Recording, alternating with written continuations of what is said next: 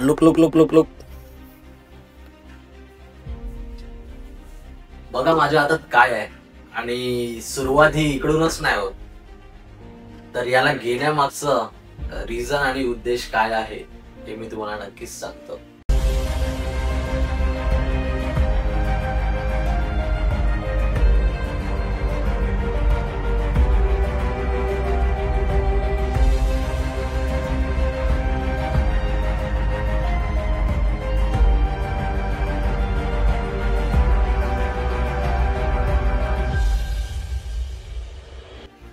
मला फोटोग्राफीचा छंद हा 2012ला लागला आणि माझ्याकडे तेव्हा नॉर्मल एक फोन होता.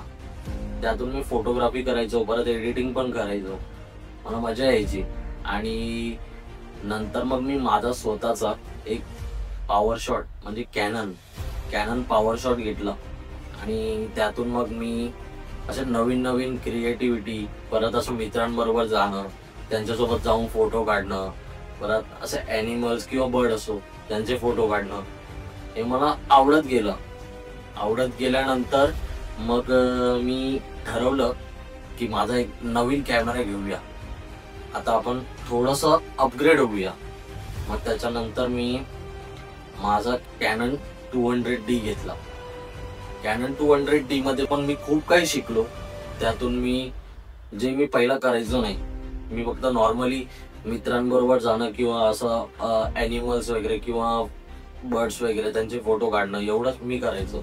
पण नंतर मी थोडं इन्कम येण्यासाठी, म्हणजे आपल्याला थोडाफार काहीतरी इन्कम यायला पाहिजे त्या इंडस्ट्रीमधून, फोटोग्राफी या इंडस्ट्रीमधून, तर मी कॅनन 200D हा कॅमेरा घेतला आणि त्याच्यातून मी इव्हेंट्स वगैरे, म्हणजे असं नॉर्मली बर्थडे शूट वगैरे झालं किंवा प्री वेडिंग झालं किंवा वेडिंग झालं, मग त्यातून मी स्टार्ट केला आणि त्यातून मला चांगला असा प्रतिसाद यायला लागला. त्यातला उत्साह कसा वाढत गेला आणि त्याच्यानंतर मी एक फ्रीलान्स फोटोग्राफी म्हणून असं जायला लागलो बाहेर.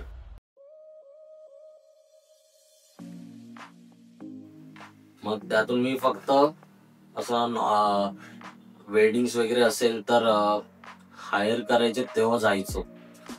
तर त्याच्यामध्ये मी अजून थोडंसं अपग्रेड केलं स्वतःला, की कसं म्हणजे असं क्रॉप सेन्सर मधून फुल सेन्सर मध्ये जाणं आणि त्या गोष्टी नवीन नवीन शिकणं हे माझ्यासाठी खूप नवीन होतं. मग त्या गोष्टी मी शिकलो. मग मी वेडिंग्स वगैरे करायला लागलो, प्री वेडिंग्स वगैरे करायला लागलो.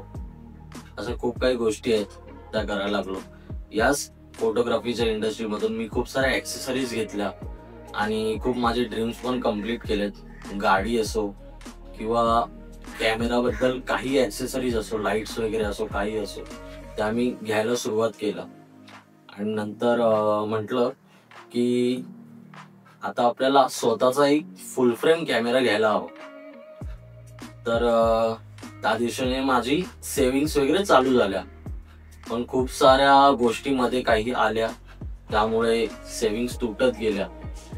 मला म्हणजे थोडासा निराशा होत गेली की मला जी गोष्ट घ्यायची आहे ती गोष्ट माझ्यापर्यंत येणार की नाही.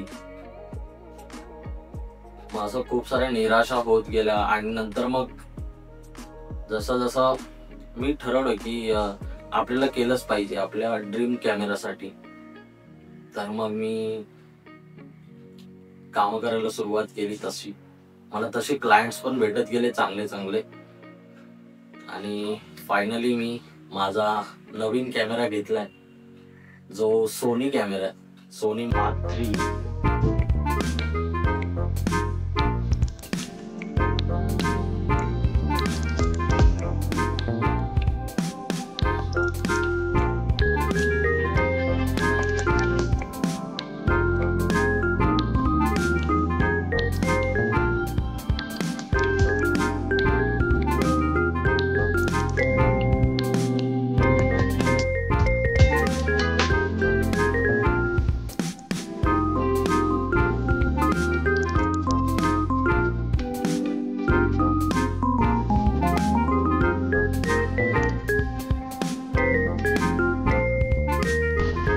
शोरूमाचा आता खूप जास्त खर्च झालाय.